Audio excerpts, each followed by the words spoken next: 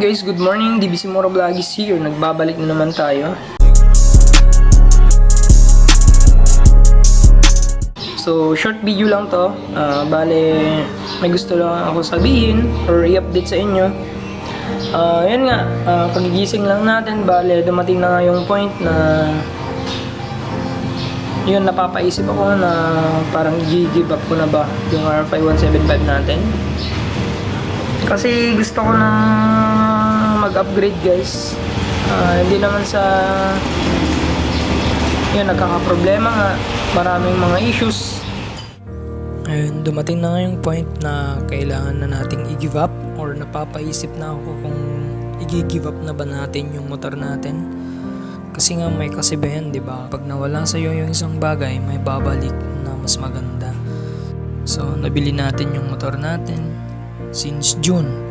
Bale, yun yung araw na napaka sarap ng pakiramdam na nagkaroon ako ng R5175. Kahit rosy lang siya, maganda siya for daily use.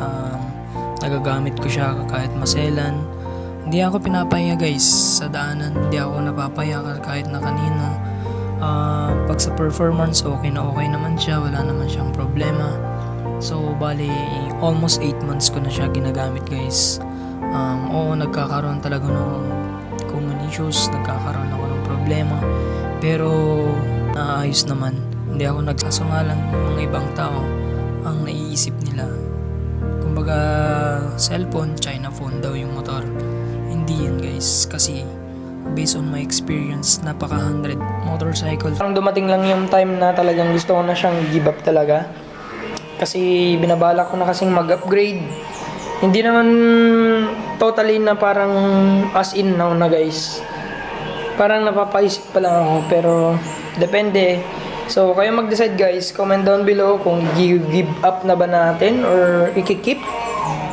Kasi yun nga, balak namin mag-upgrade ni Mrs. Sana ako, balak sana namin kumuha na lang ng isang motor, kaso nga lang guys, yung budget, tapos praktikalan nga, sinabi ko sa inyo na napakadaming responsibility guys, lalo na may mga anak tayo.